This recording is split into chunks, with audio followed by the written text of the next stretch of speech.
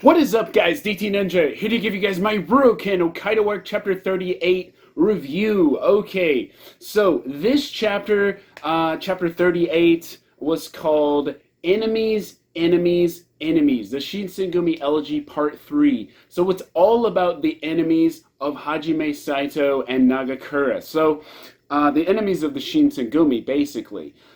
We got some great mysteries. So, like, there are several mysteries happening, going on behind the scenes, such as Hyobe in a cave. So, Hyobe is the commander, of the Kinkaku Heki in Sapporo. He's the guy with the skull mask, the bone mask. And there's a hooded man there with him, and he's supplying him intel. So he's behind the information in Sapporo. So that's very interesting. We have Abe, who supposedly is leaking information to the police department, not to the police department, from the police department to the enemy. That is what Saito believes. So he actually has Mishima go on a mission. He actually gives him a mission, a special mission. We have Nagakura speaking to an unknown man outside his window. That was very interesting. So we're going to get to that. And then back in Hakodate, the new guy in Byakuya's group, the guy with the scarred face, shows that he absolutely detests, he hates Saito. He says that he wants to kill him. That he, he's a sworn enemy. So we get a little bit of mysteries here and there. So it's a very interesting chapter. It's a short chapter, but I did enjoy it. So, as always, I'm going to show some things. I'm going to talk about some things that I noticed, notable things in the chapter that you may have not noticed. So the very first one, Sojiro is now considered a part of the family of Himura family. So, as we all know, the Himura family is Kenshin, Kaoru, Kenji, right? And of course, Yayiko and Sonosuke are also within, that group. Sonosuke is like the best friend and almost a brother to Kenshin. Well, in this chapter, it shows Sojiro all together with them, but in the text, it literally says Kenshin is spending time with his loved ones. So I found that interesting because, Sojiro seems to have taken, or I guess Kenji has taken a liking to Sojiro. A lot of people like Kenji. Kenji likes a lot of people. But this is very interesting because, Sojiro, it kind of has that, happy-go-lucky kind of look, just like Kenji. So it's very interesting to see that. Yeah, so in that opening page, it shows Sojiro, with everyone else. So that's a really nice scene. The second one, Hyobe's assassination message. So remember those bureaucrats, those officials that were mocking Saito for, he was saying Judo Abe. They were mocking him. They were laughing at him that they're going to see his demise. Well, when they went home and they stumbled upon Hyobe, they were assassinated. Not just assassinated, they were dismembered. I mean, in this chapter, we see the gruesome end of them. I mean, their head is cut off, their bodies are dismembered. I mean, it's crazy. And in that message, there's a message in blood, which we know he likes to use, Hyobe does. It says, Tenshu. So this is very different from the original message of the assassinations before. Because remember, the assassinations, they kept happening. There were 11 in total. And in the last one, in chapter 36, we saw it said Zankan, which means slay the villain. It's kind of vigilante justice towards officials. And this seems kind of like, he's in the right, but there's a specific reason why they're targeting these dignitaries. Dignitaries are basically very important people in the government. And so in this chapter, it shows Tenshu, which we know Kenshin in the past as Batosai used that as his kind of MO, and it just basically says Tenshu, heavenly punishment.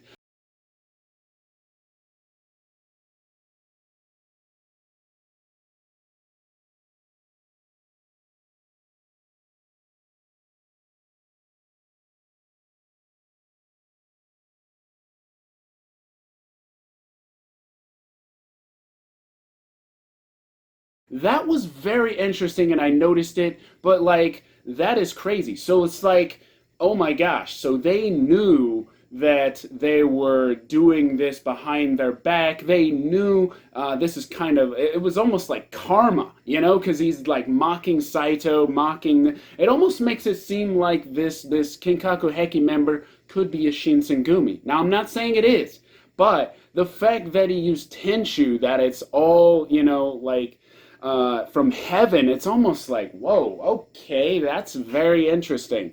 Like I said, Batosai used that. Makoto Shishio, oh, by the way, these are my new figures from Pop-Up Parade.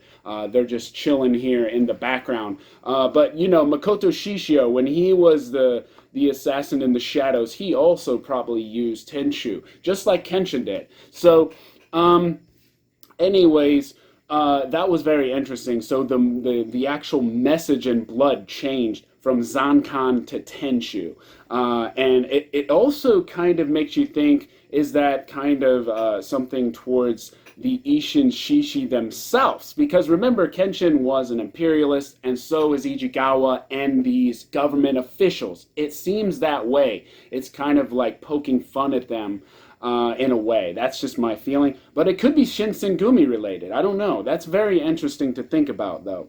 That would be an interesting discussion question. Okay, number 3. Ichigawa blames the Shinsengumi for his friends being assassinated. But this asshole was so drunk, he probably didn't even make it home that night. This is what I noticed about it. He completely blames Saito and Nagakura. He even berates Abe, the man that he specifically chose to poke fun at Saito and make him lose. He actually berates him and says, go back to Hakodate, I don't need you anymore. So, I mean, this clearly upset him, but, like, it's his fault. It's their fault for doing all those things that they did, those shady things, you know, mocking them in the background, you know, having all those drinks and getting drunk. It's all their fault. This is karma on Ichigawa. So, but I found it interesting that he blames them. But yeah, I found it interesting also that he also told Ichigawa to, you know, he told Abe that just go back to Hakodate. I don't need you anymore. I'm calling in the army. Number 4, Saito seems to think Abe is behind the leak of information of the police. So he thinks that he might be providing the enemy with information because when those bureaucrats, those officials walked home, suddenly he shows up in their path. How did they know? How did he know? And it goes back to, could it be Shinsengumi related? I don't know. But it does beg that question, and it is an interesting thing to think about. Abe could be supplying them information, maybe not directly, maybe indirectly, without him even knowing, you know? Okay. And then he gives Mishima a special mission to follow Abe around all day and find out what he's up to. However, Abe welcomes it. He says, please do, because when fall ends, I'm going to be too busy for you to do that. So it's almost like he's welcoming him. He's, you know, come on, I have nothing to hide. But at the same time, Abe is very personally involved in this grudge with Saito. He wants to see his demise. But at the same time, it does seem that Abe is not really the one behind the leak, although he does have that personal grudge. So it is interesting to think about what is really going on behind the scenes. Okay, the next one. Nagakura is speaking to an unknown person outside his window of the room he was sitting in. So after Abe leaves the room with Ichigawa, because Ichigawa says, go back to Hakodate, I don't need you anymore. After he goes out of the room, we have Mishima and Saito, and they're like, where are you going? And Mishima specifically says, we have duties tonight, the patrol duties. You know, you can't leave. And so at the same time, we have Nagakura inside the room that he's staying at, and suddenly he says, Nagakura and the others are not in the room. There's no need to sneak around. If you need me, just come out. So at the end of that page, we see like these legs outside, and we see like boots, not boots, like shoes.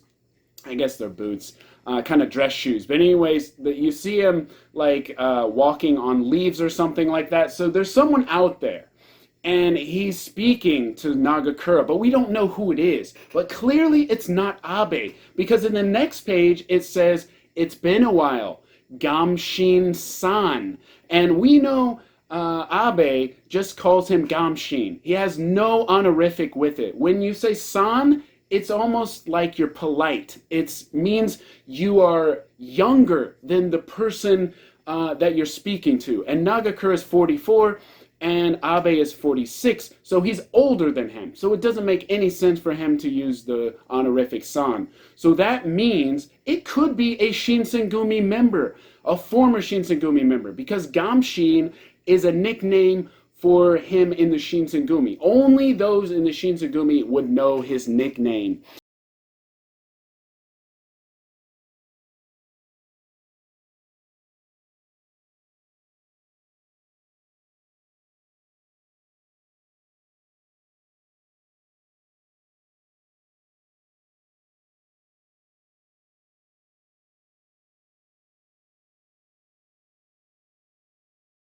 That's something very interesting, and I want to know who that is, because in the next couple of pages we see that Nagakura is missing, and Abe makes a point to say he's so lazy, he's taking a day off, but maybe he's meeting that person that we were assuming to be Abe, but now it's not him. So that's something to think about. Who is that person? Is he from the Shinsengumi? That's a very interesting thing to think about. That could be a good discussion question. Okay, the next question. The hooded man in the cave reveals to Hyobe that Saito and Nagakura are in Sapporo. And of course, Hyobe's eyes light up, okay?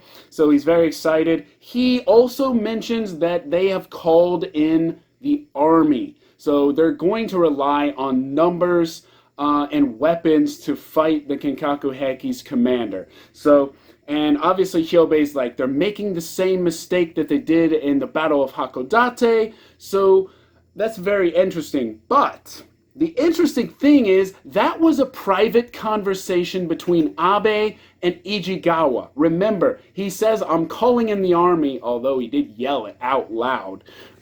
So maybe someone heard it on the outside, I'm not sure. He also mentioned it in the task force meeting. So is it possible in chapter 36, when Saito and Nagakura join the task force and are first introduced to Ijigawa, there is a mole inside of the police department, and that person is the one who is the traitor, the leaking the information out. The next thing, the hooded man's face is shown with a shadow, and his teeth are revealed. His teeth are shown with a bright, he shows his teeth, and it's kind of that sinister smile with his teeth showing.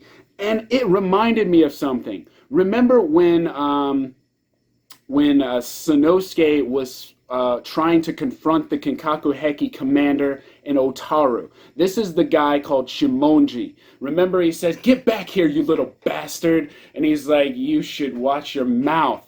I could take you out easily." And so he shows his teeth at that moment. And he's like, "You'll just have to wait, Sagara."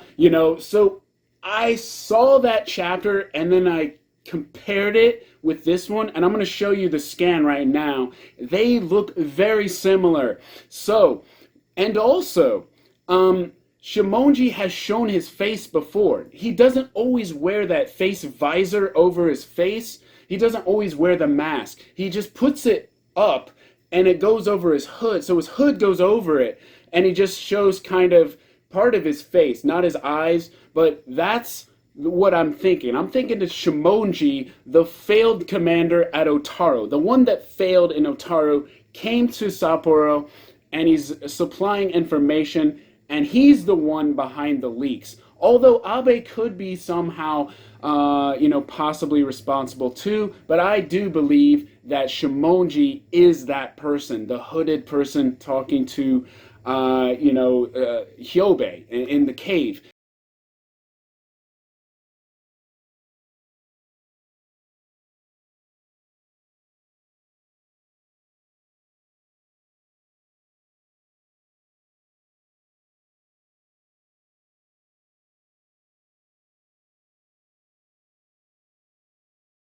we see some exchange. There's like some envelopes, and there's also gold dust that is being given. So that seems to suggest that it could be a Yaminobu member even as well. I didn't even think of that, but because remember, there is some alliance there.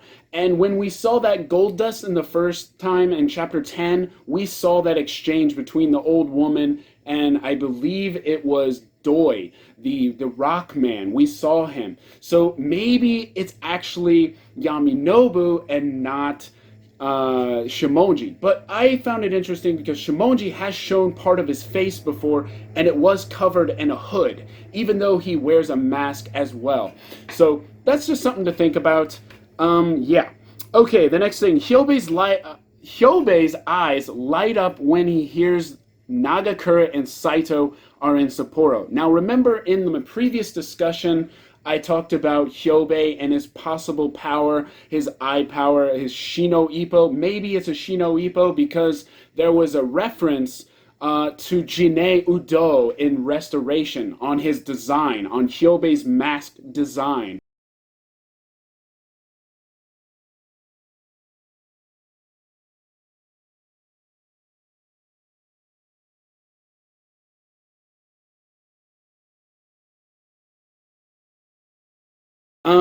I'm not so sure it's Shino Ippo because when he sees or when he actually hears the words Nagakura and Saito, you see his eyes shining through the mask. So it almost seems like there is something there, but it's probably not Shino Ippo. I don't think it's Shino Ippo, but maybe it has something similar to it. But it is interesting if that is the case, because Jinei was a Shinsengumi as well. So maybe that's just for effect. But yeah. Okay, the next one. Abe's warning to Saito seems to suggest that he knows that Nagakura and Saito have several enemies in various places. Now he specifically points out Saito, not Nagakura. He points out Saito. He calls him Saito Kun. He calls him Hajime Kun. Hajime Kun. He's like, you better watch your back. Because the assassins are not your only enemy, which means they could be government officials. They could be, other people in the Meiji era, just not the assassins of the Kinkaku Heki. But he might know who those people are. It kind of makes it seem like he does know some of these people because he mentions that he's had so many bloody swords and that he's killed so many people that they're here and there. So many people have grudges against you. So many people have hatred towards you. And that's when we see Hakodate and that scarred man who seems to bear a grudge against him.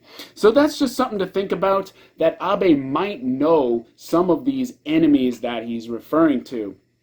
The next one, Mishima seems shocked to learn that Nagakura is younger than Abe. He said that he's 7 years older than Saito in the previous chapter, and I did that kind of breakdown in the discussion. And it's interesting that Abe pointed out in this chapter, that he's older than Nagakura. So that proves kind of my point, right? They kind of pointed it out. So Saito's 39, Nagakura's 44, and Abe is 46. So we got the whole kind of all three of them, and Mishima's like, what? Nagakura has white hair. How is he younger than you? So that was very interesting, but I just noticed that.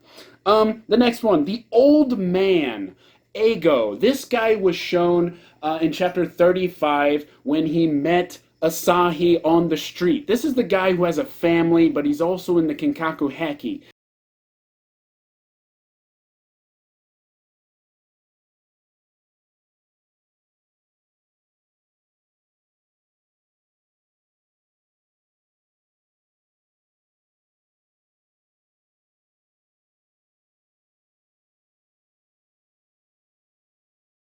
He's part of the attack squad at Kabato prison.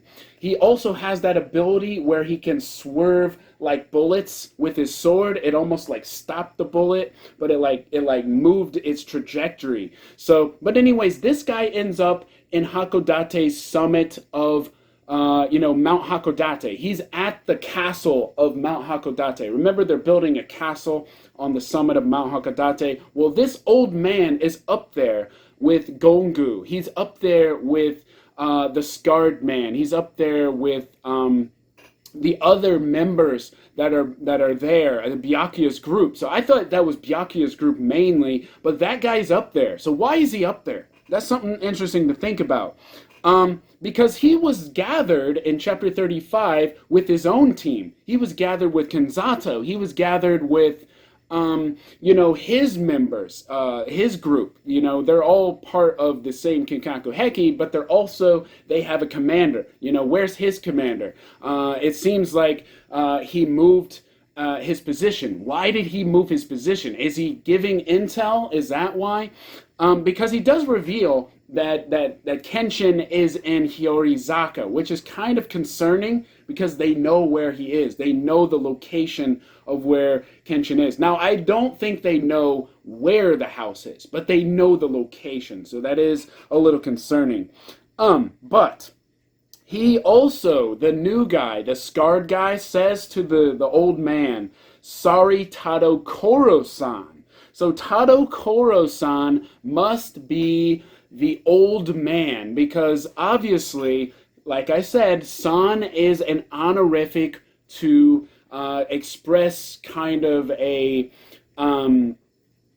it is a something you do for someone older than you. It's kind of polite way of speaking. So he says Tado Koro-san. So that probably is the old man's name. We haven't heard his name. We know Ego and Love is his code name, but we don't know his name. And Tado Koro was mentioned. Tado Koro is his name. So that was interesting, so I noticed that. I also noticed the next thing. Tadakoro mentions that the new guy was born in a foreign land, the outside, not an original member of the clan. The Kinkaku Heki is kind of a clan. They were born within their base, and they control the children, right? Well, this guy is from the outside, so he is from a foreign land. It says literally he was born in another country, perhaps, or just a foreign land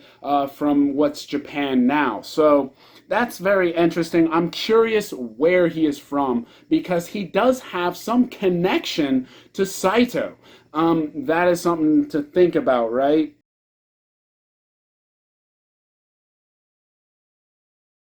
What is that connection to Saito? That's another good discussion question.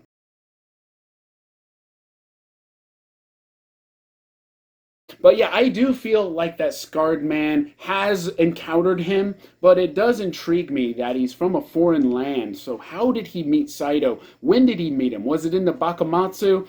Did he face him, and is he the one that gave him the scar? Did Saito scar him? That's another thing. So yeah, guys, that is my review. I hope you guys enjoyed. That was I opened a lot of discussion questions for my next video. Yeah, so I hope you guys enjoyed, and look forward to my next video for my discussion. Yep, I'll see you guys in the next one.